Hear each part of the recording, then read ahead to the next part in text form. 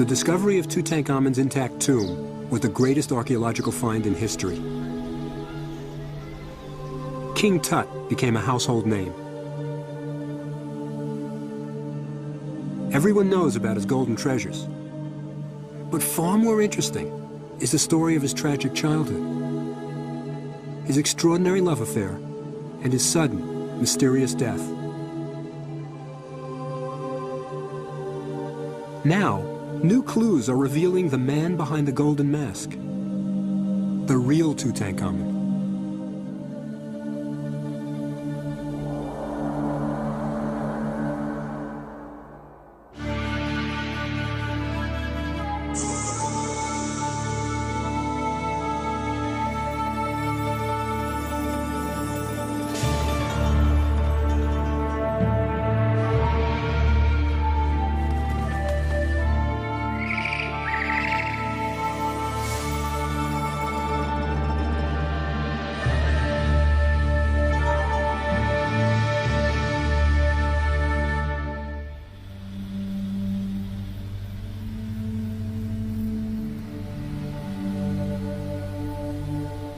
The ancient Egyptians were compulsive about recording their heritage.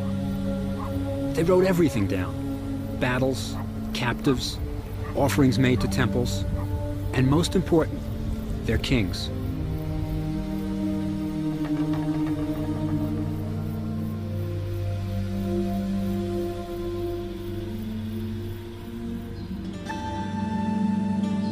If an Egyptian wanted to impress a foreigner with Egyptian civilization, he rattled off a list of kings. When the great traveler Herodotus visited Egypt, he said, "The priest read to me from a written record the names of 330 monarchs." The Egyptians were so proud of their long history that they recorded their kings on the walls of their temples. The best preserved of these lists is in the temple of Seti I at Abydos.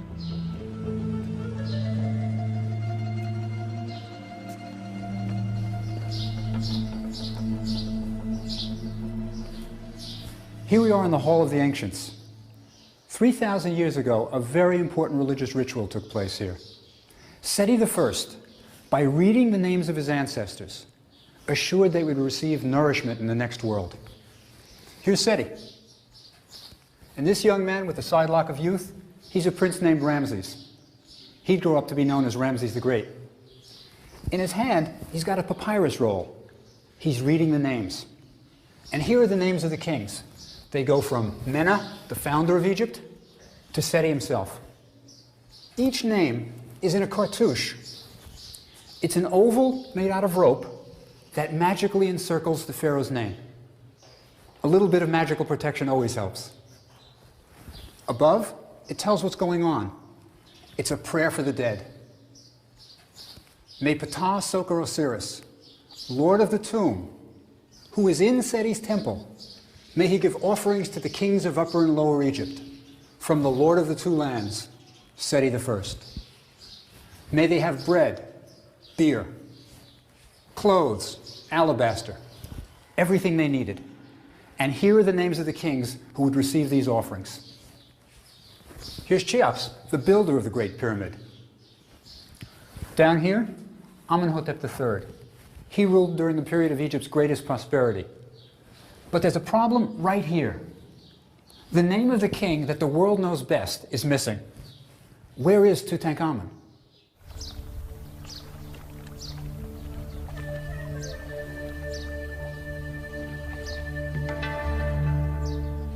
To start unraveling the mystery of Tutankhamon, you have to begin here, at Thebes, the ancient capital of Egypt.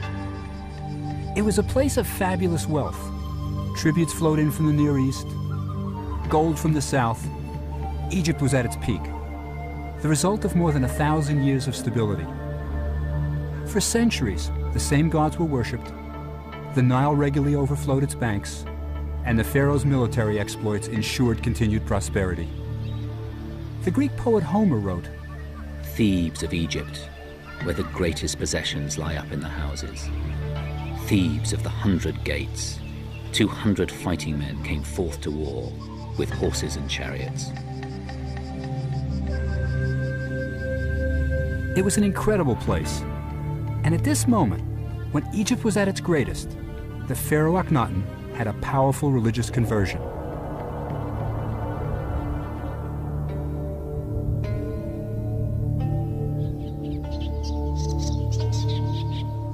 The divine and absolute ruler of Egypt became a heretic.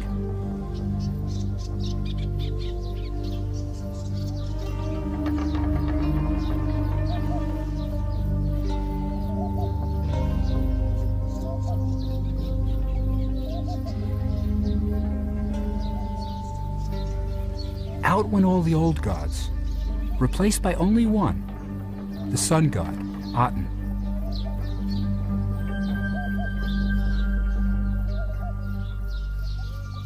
With a small band of followers, he moved the capital from glorious Thebes to a desert wilderness 150 miles south of modern Cairo, a place now called Tel al-Amarna.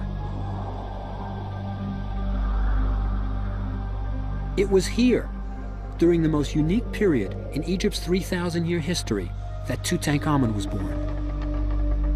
The pharaoh Akhenaton began to build his new city by placing boundary markers to define its limits. On them he proclaimed that there was only one god, the Aten, the sun god. Gone were all the familiar gods that Egyptians had worshipped for generations. No longer was there Osiris, the god of the dead, or Anubis, the jackal-headed god of mummification. Gone was Hathor, goddess of music and love. Bes, the lion-headed dwarf playing his tambourine. There was only the Aten, the solar disk whose rays brought life to all.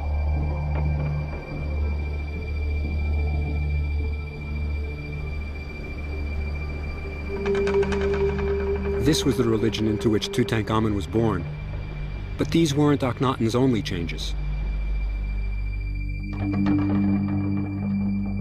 Overnight, the style of art changed from formal to naturalistic. Where once the pharaoh was portrayed as well-muscled and vigorous, Akhenaton was shown as grotesque and deformed.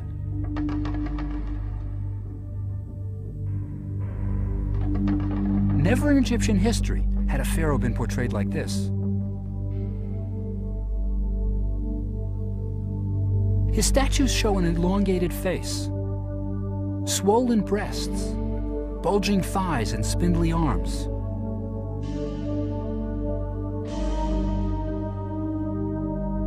Even the pharaoh's wife, the famous Nefertiti, had thin arms and an unusually long neck. Their 6 daughters, the princesses, were depicted with deformed hydrocephalic heads, their skulls bulging out at the back. When early Egyptologists discovered these grotesque statues, they immediately sensed something bizarre had happened here. Even more surprising was the way the royal family was portrayed together. They were shown in intimate scenes, kissing and touching. Akhenaton was often shown holding one of his daughters on his knee in a tender family moment.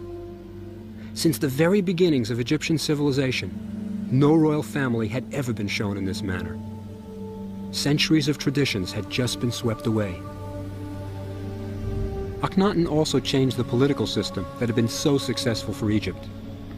In the past, Egypt's domination of the Near East had been built upon a large standing army, led by the pharaoh. With the king at its head, the army traditionally marched out to foreign countries to extend the borders of Egypt. After the army had conquered new land, they returned with everything of value that wasn't nailed down, and expected annual tribute to be sent, or they would be back.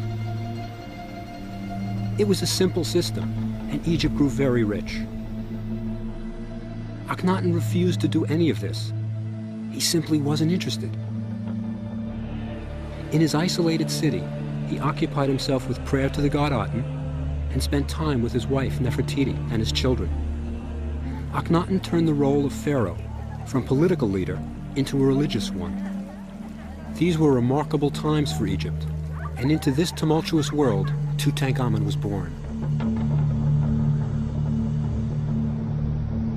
Across the river from Amarna, excavators discovered an inscription that states that Tutankhamon's father was a pharaoh. But which pharaoh? The answer is found in a remote valley where Akhenaton built his tomb.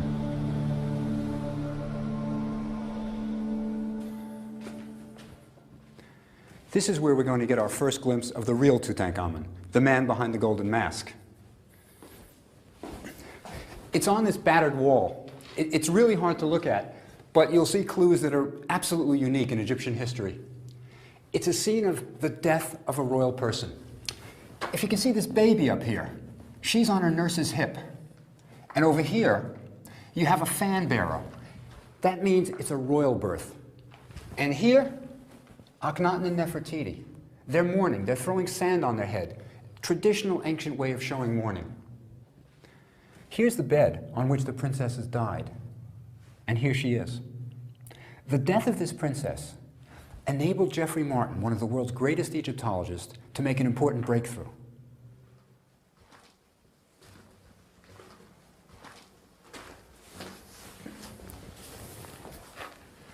What Professor Martin realized is that in this room is an almost identical scene. We have the mourners. Here's one bending down, grabbing sand, throwing it in her face. But this time, it's not the death of one of the princesses.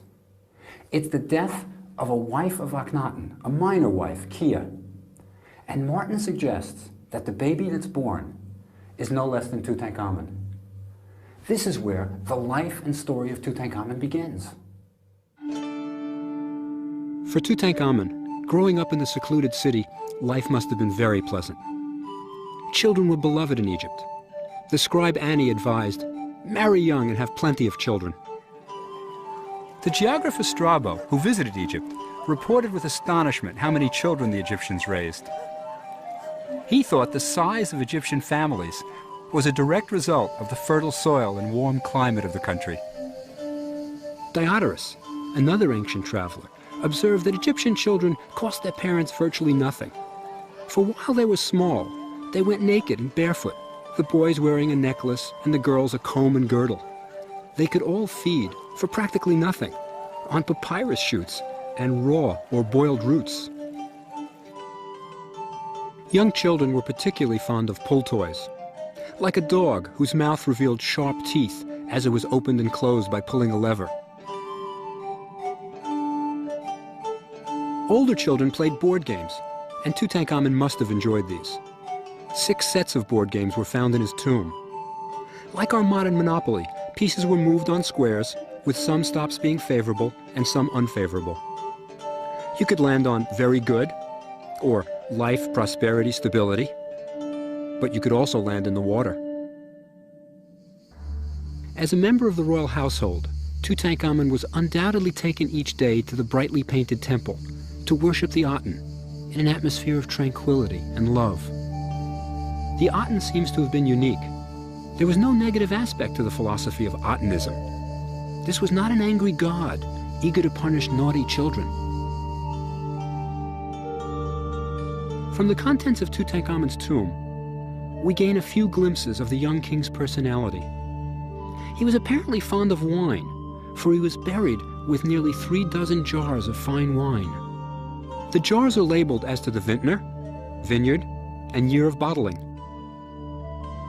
Many of the bottles are labeled from the estate of Tutankhamon. Most are dated to year 5 of his reign, so this was probably a vintage year. Only 4 of the jars were labeled sweet. The boy king liked his wine dry. The common man drank beer, with wine reserved for the upper classes. So the wine cellar Tutankhamon took with him to the netherworld was quite a treasure. But all these luxuries were little consolation for the tragedies that would soon strike the young king. While Tutankhamon was growing up, one of the most ambitious and cunning members of the court was named I. His tomb, cut into the eastern cliffs of Amarna, is the largest of all the nobles' tombs.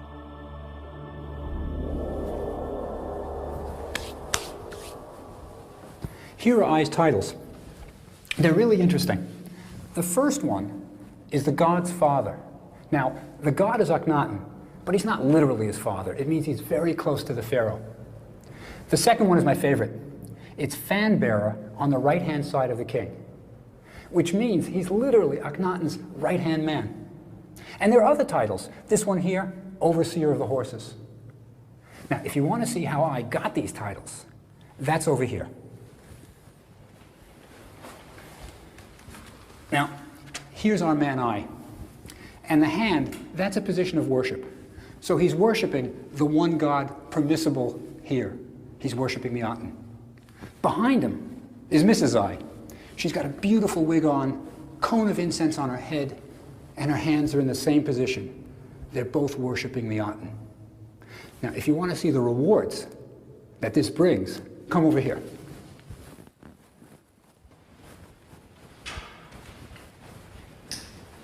There's a scene over here that shows just how you were rewarded at Amarna. There's Akhenaton, and behind him is Nefertiti. But right above them is the Aten, the solar disk, with its rays coming down. What they're doing is they're handing out gold necklaces to I and his wife. What's neat is the kids are along. There are 3 princesses with them, and they're helping Dad. One of the princesses has a tray of gold necklaces that she's handing to her mother right there. Also, you can tell just when this wall was carved, because there are 3 princesses, and Akhenaton and Nefertiti had 6. So this would place it about in the middle of Akhenaton's reign.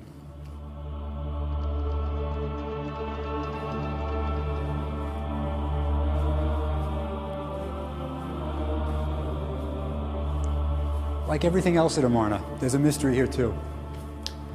Look at these columns. They're unfinished. The tomb isn't complete.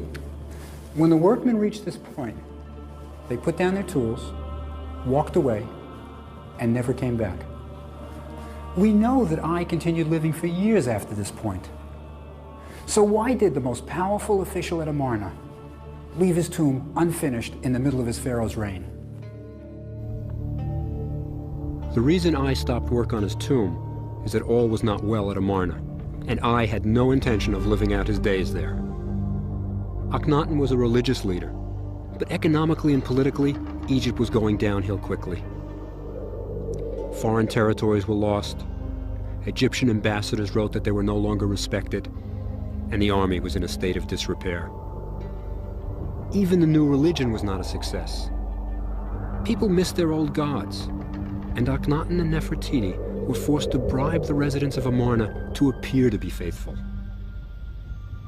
In the 17th year of his reign, Akhenaton died under unknown circumstances. Sometime before Akhenaton's death, Nefertiti ceases to be mentioned, and we can only assume that she died as well.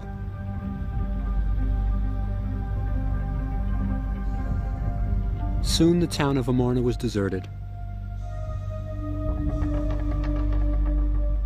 One indication of just how badly everyone wanted to forget the Amarna episode is that the famous bust of Nefertiti, one of the greatest works of art in the history of the world, was left behind on the sculptor's shelf. No one wanted it.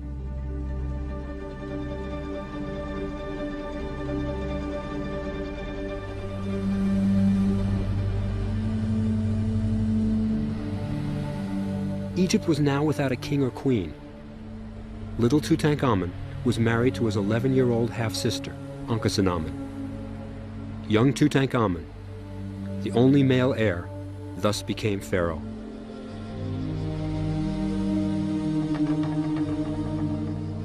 Akhenaton's revolution was simply too much of a change for conservative Egypt. Thebes, with its 2 great temples, was once again the religious center of the country.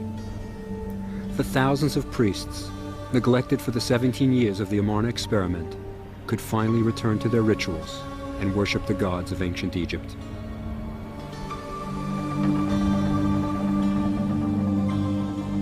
Tutankhamon, accompanied by his new wife, Akhenaton, took up residence in the palace of his ancestors. Imagine what it must have been like for the young boy to be uprooted from the only home he had ever known and brought to a city he had never seen. It's hard to believe, but this was once a palace of dazzling beauty. It sprawled for 80 acres. There were gardens, lakes. But the reason it's in ruins is this: mud brick. Most of ancient Egypt was built out of it. Temples, tombs had to be built out of stone to last for eternity. But a palace just had to last a lifetime. In this throne room, an 11-year-old orphan began his reign as king of Upper and Lower Egypt, lord of the two lands, Tutankhamon. But clearly, young Tutankhamon wasn't making the state decisions. Almost certainly it was I, promoted to the role of vizier, the highest office in the land, who was determining the fate of Egypt.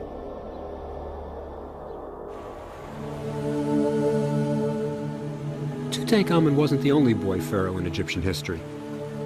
A letter written 1,000 years earlier by another boy king reminds us that although Tutankhamon was king of Upper and Lower Egypt, he was also a child. During young Pepi II's reign, his viceroy to Nubia wrote to him to say he was returning with a pygmy. The excited Pepi wrote back with instructions. The viceroy was so honored at receiving this long letter from the young pharaoh that he had it carved outside his tomb in Aswan for all to see. Come forth to the palace immediately. Leave everything and bring the pygmy. When he goes down with you to the boat, put strong men one on either side of him. Take care lest he fall in the water. When he sleeps at night, appoint trusty people to sleep with him in his tent. Inspect him 10 times a night. My Majesty wishes to see this pygmy more than the produce of the Sinai and Punt.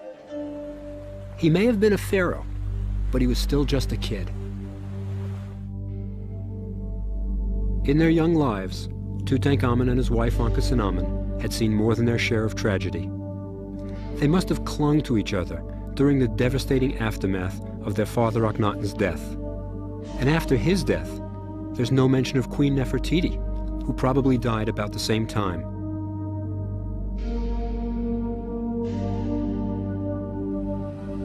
Now they were orphans, forced to move to Thebes, leaving behind their home, their religion, and even the loving memories of their father, now branded a heretic.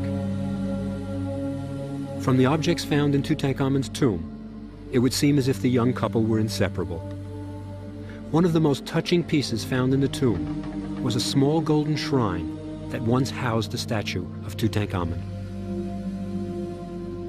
Each of the scenes on the shrine shows Ankhesenamun in the role of a loving, supportive wife. The vignettes show the royal couple in scenes of intimacy. They're touching. As Tutankhamon hunts, Ankhesenamun holds his next arrow. Tutankhamon pours perfume on his bride's hands. Obviously, they're devoted to each other and enjoy being together. For political reasons, their marriage ceremony took place when they were still children, but a real bond of affection between husband and wife clearly existed. The shrine was probably commissioned by Ankhesenamun as a gift for her husband. In a sense, it was a love letter written in gold. They were a magical couple, and in the tomb was a magical lamp. That was their special secret. The alabaster vessel has nothing painted on the outside, nor on the inside. But when it is lit, the young couple appears. The trick is that there's a second, smaller cup carved to fit inside, on which the couple has been painted. So it can only be seen when the lamp is lit and becomes translucent. Magic toys must have provided welcome relief for the young boy king, for all was far from well in the court of Tutankhamon.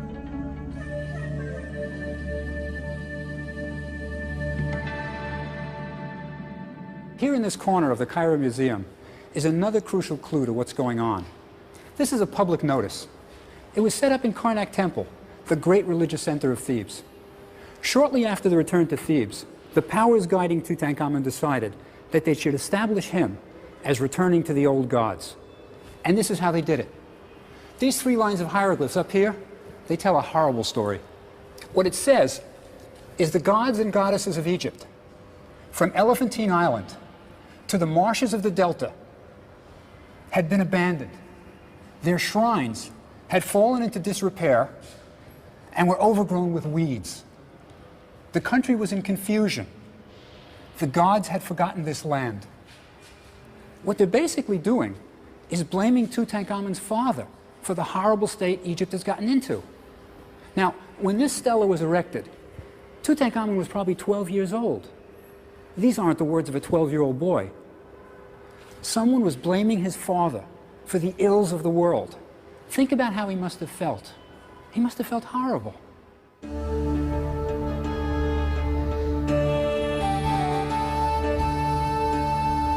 When Tutankhamon returned to Thebes, one of the first things he did was to complete a monument begun by his grandfather, Amenhotep III.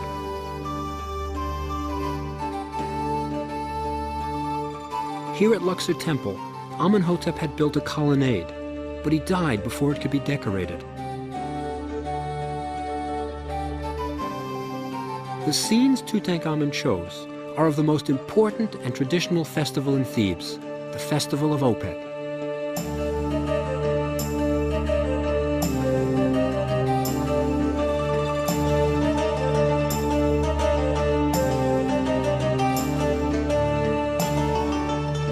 Opet is the ancient Egyptian name for Karnak Temple. Once a year, the statues of the three most important gods of Thebes, Amun, Mut, and Khonsu, were placed in small shrines and brought from Karnak to Luxor for all to see.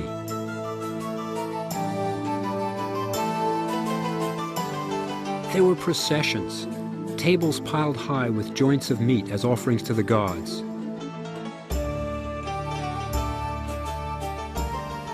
Music, hand clapping, singing and dancing. It was a time of excitement, and Tutankhamon portrayed it all.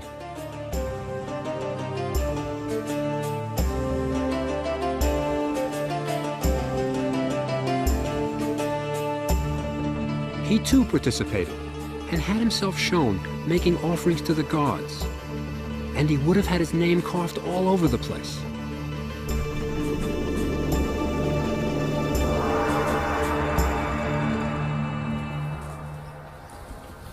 There's a real problem here. Tutankhamun decorated all of these walls. His name should be everywhere.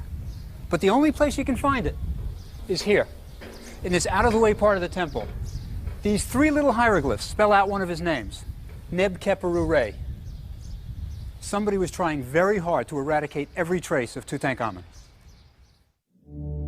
Tutankhamon and Akhenaton were undoubtedly close to each other because of the tragedies they endured together. The excavation of Tutankhamon's tomb revealed yet another tragedy they shared. Akhenaton had suffered 2 miscarriages. In a small room off the burial chamber, 2 miniature wooden coffins were found. Inside were 2 fetuses.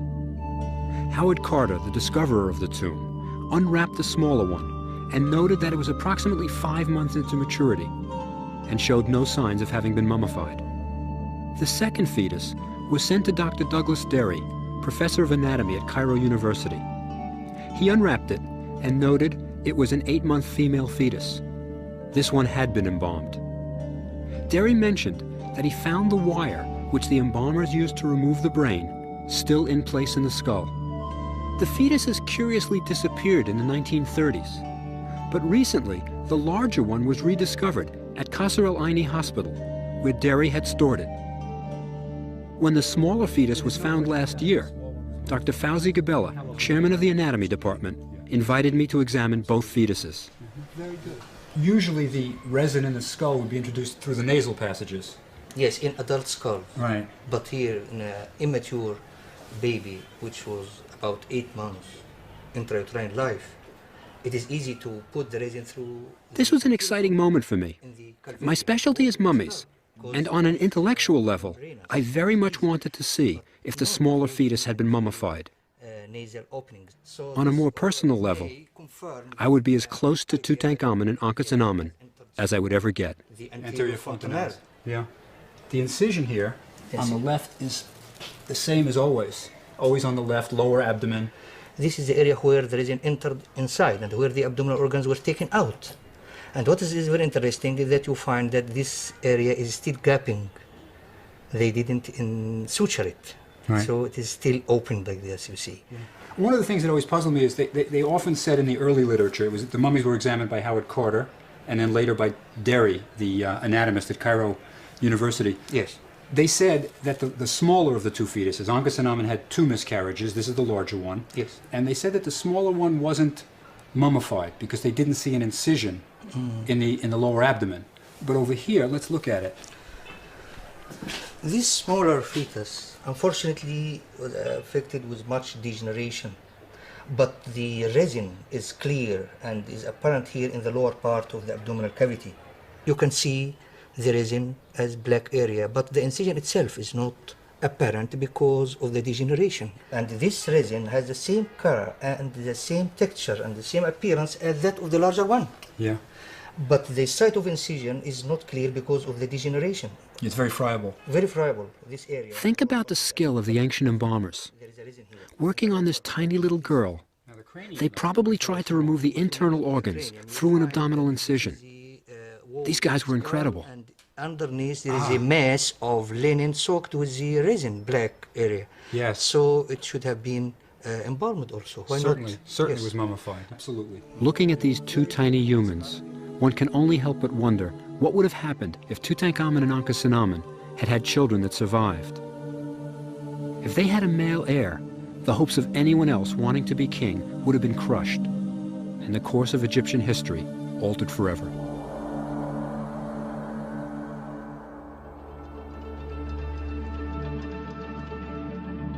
Lurking in the shadows was the boy king's worst nightmare. Shortly after Tutankhamon was crowned king, I became vizier of Egypt, the equivalent of prime minister. He undoubtedly had a strong influence over Tutankhamon and the decisions he made.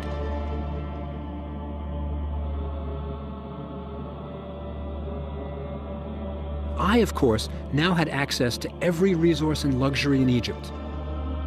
He would have held lavish banquets, with musicians and servants attending to his every wish. An army of artisans and craftsmen prepared the goods for his tomb that would accompany him to the next world.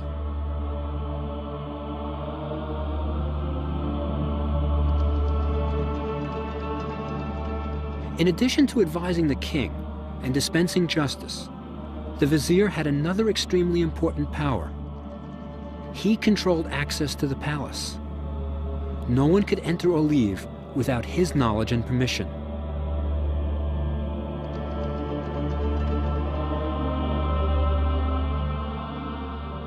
Among I's servants, there were undoubtedly those who would do evil as easily as good.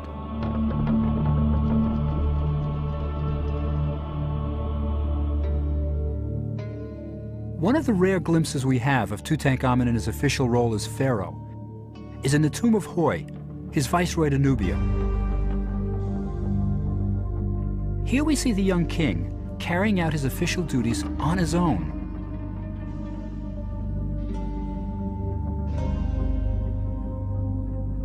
Hoi was an important official in Tutankhamon's court. His job was to keep the gold flowing from Nubia into Egypt. The ancient Egyptian word for gold was Nub, so Nubia, today's Sudan, was the place of gold. Indeed, the gold for Tutankhamon's coffin may well have been supplied because of Hoi's conscientious efforts.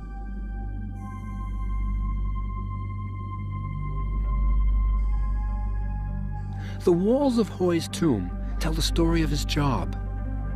Hoi took the oath of office and then received the official seal with which the gold shipments would be stamped.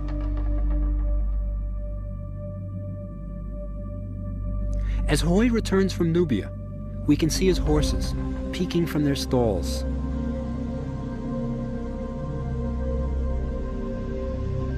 His tomb decoration is dominated by Nubians, bringing tribute to Tutankhamon.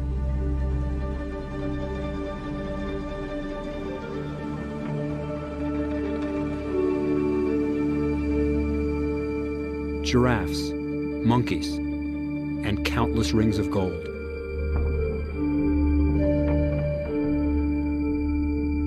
By the time Hoi was buried, Tutankhamon was a young man coming into his own, capable of thinking for himself, and perhaps no longer willing to be manipulated by his powerful vizier, I. This new independence may have cost him dearly.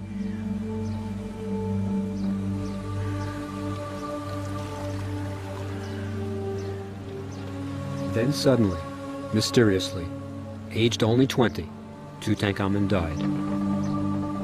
His body was mummified, ferried across the river to the West Bank, the place of the dead. And there he was buried, with the other pharaohs of Egypt, in the Valley of the Kings.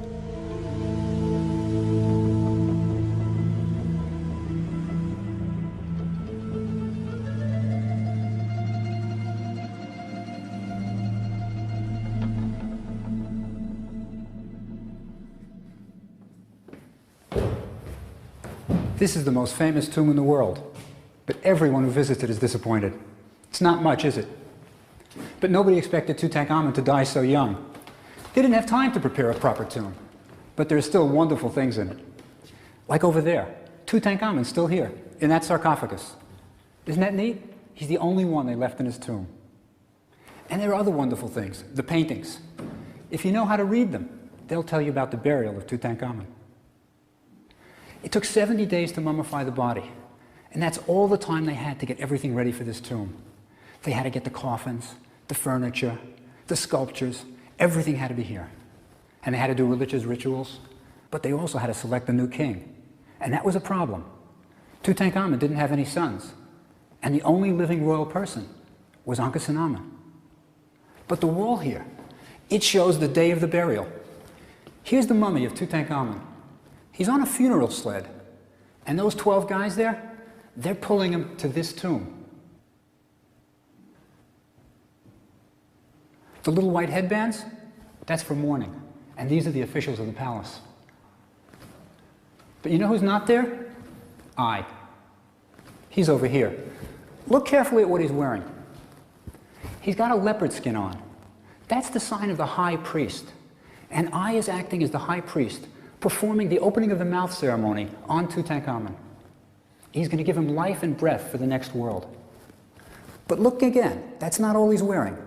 On his head is the crown of the pharaoh.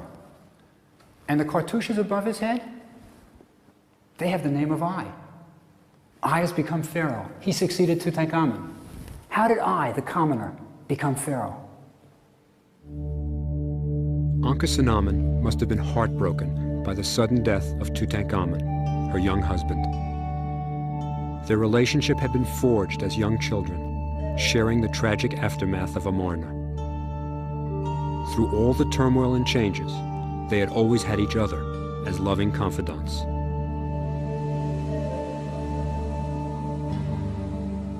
During the days immediately following Tutankhamon's death, a series of events transpired that make it probable that several murders occurred during this tumultuous period. The first of these events, a plea from Akhenaton, is recorded on an ancient tablet found in the archives of the Hittite capital, Bozaköy, in modern Turkey. Akhenaton's letter was so remarkable that even the recipient of the letter, the Hittite king, didn't believe it.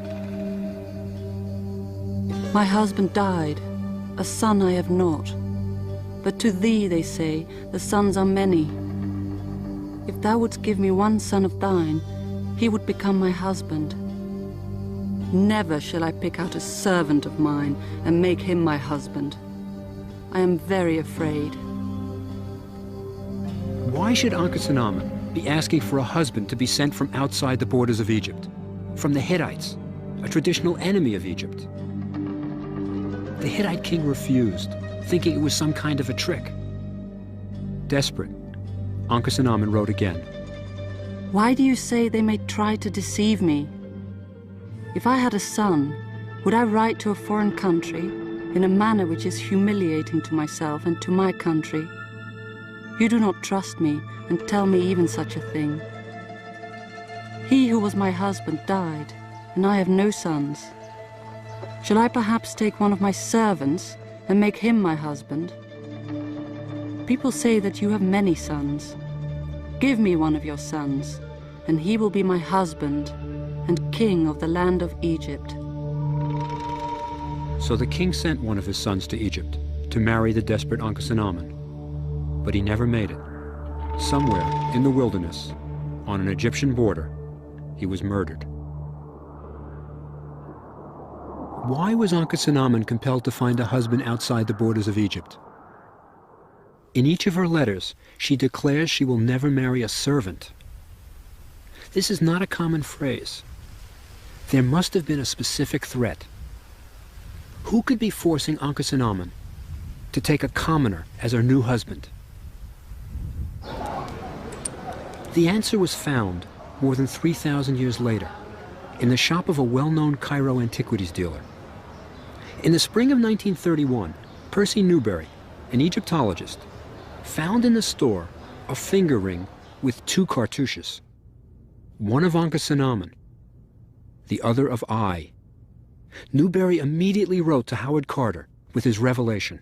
My dear Carter, it will interest you to know that I have just seen a finger ring which has on it the cartouche of Akhenaton, alongside the prenomen of King I. This can only be interpreted as meaning that King I has married Akhenaton, the widow of Tutankhamon. It was the old Vizier I who was the servant that Akhenaton so desperately wished to avoid. Her urgent letters to the Hittite king, the ring found by Professor Newberry, and the scenes of I on Tutankhamon's wall all confirm that I succeeded Tutankhamon as king of Egypt by marrying the frightened young widow. What happened to Akhenaton after her marriage to I? When Professor Newberry discovered the ring, proving the marriage between the elderly I and the 21-year-old Akhenaton, he wrote to Howard Carter. Is there any chance of your going out to the Western Valley to see the tomb of I? If you do go out there, there is a point that would be extremely interesting to settle. On one of the walls of the sarcophagus chamber, there's a figure of old King I, with Queen T behind him. Are there any traces of a figure behind Queen T? And is the cartouche big enough for the name of Akhenaton? If Akhenaton were alive when I died about 3 years after the marriage, she should be shown on the walls of his tomb. So it's in I's tomb that we must look for clues to Akhenaton's fate.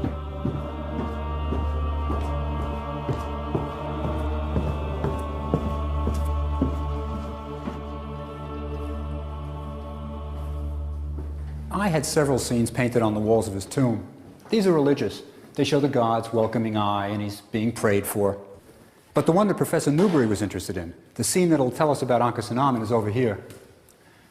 We've got I. He's hunting in the marshes. He's got his throw stick. And Akhenaton should be with him. She's his wife. She's the queen of Egypt. But the cartouche over here, it's too short for her long name. It's just the right size for the first wife of I, T. And this damaged figure here, that's T. But there's no room for Akhenaton behind her. And the hieroglyphs tell us T is the queen of Egypt. What happened to Akhenaton? In order for T to be queen, Akhenaton has to have died. Just as in order for I to become king, Tutankhamon had to be dead. We can only imagine that Akhenaton suffered a similar death to the Hittite prince and to Tutankhamon. Are we dealing with a serial killer? Could I have murdered his way to the throne?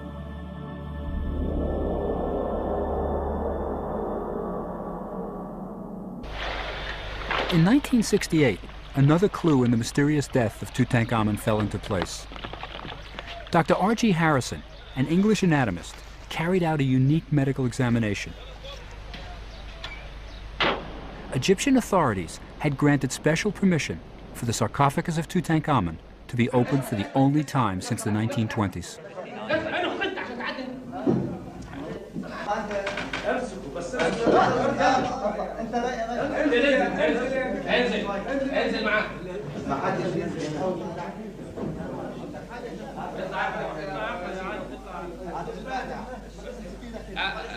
Watched by amazed tourists, the corpse was once again revealed.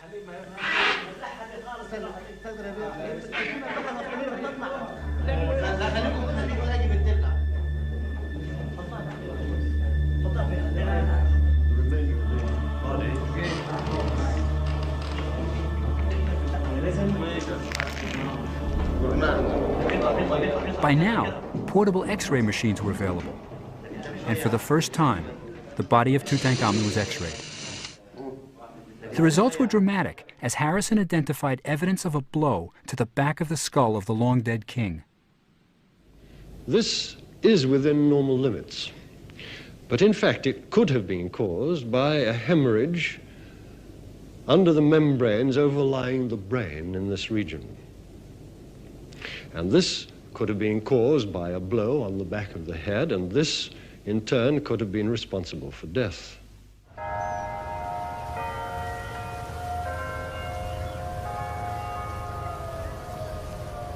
Now, no one had looked at Tutankhamon's x-rays since Harrison studied them more than 30 years ago.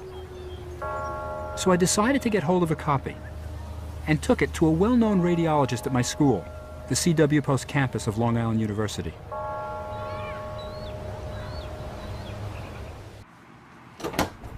Hi, Dr. Irwin. I've got it. I got the x-ray. Hi, Bob. How are you? Good. Anything you can tell me about it will be appreciated. All right. There it is. Well, the theory that Dr. Harrison proposed is kind of interesting, because I think there's an interruption here in the occipital bone, the posterior of the skull, which could represent a small fracture. And then he felt that this darker area in here represented the blood clot. Mm-hmm. If that's so, and this is the other side of the blood clot, it suggests that the clot has calcified. Now that would mean that this has been there for quite some time, a matter of maybe several months, and you'd have to be alive during that period of time in order to get that calcification. So if Tutankhamun received a blow to the back of the head here, he would have lingered, not dying immediately. If this is a blood clot, as proposed, right. That's now, true. He would have to have lingered for quite a while. What would his state of consciousness have been? Would he have been unconscious, probably, or? Initially, he might have even been able to function somewhat, but certainly with a clot this size in the confined area of what we call the posterior fossa, the back of the skull, this causes really a massive pressure on the midbrain and the cerebellum area. And he certainly could have been unconscious, and then unconscious for quite a while in order to develop the calcification. Interesting. What can you tell me about the position where he was hit? What position would he have been in when he received this blow to the back of the head? Is there anything you can... Well... Is it a normal place to receive a blow to the back of the head? Not usually. It's pretty close to the base of the neck here. We have a mannequin over here, and perhaps I could show you on the mannequin. Yeah. Now, if he was lying down like this, the blow would have had to come right about here. The neck comes into this area, and the base of the skull comes here. There's a skull over here, if I could. If we put him in about this same position, the neck, the cervical spine, would be here. Right. And that area where we think is the fracture is right across here. So the blow would have had to come something like this. So he could have been sleeping in a prone position when the blow was delivered. That's true, or he could have had his head this way and been struck like that. Then perhaps goes into unconsciousness, might even last for a month or two that way, and then dies as a result of that blow. Correct, correct. Interesting. Thank you. That's great. Thank you. Okay. Our new X-ray evidence suggests that I may have in fact had several months to plot his bid for the throne. If I murdered Tutankhamon, Akhenaton, and the Hittite prince, why wasn't he brought to justice? The answer is written on the walls of the tomb of Rekhmere, who recorded the duties and powers of the vizier. ممكن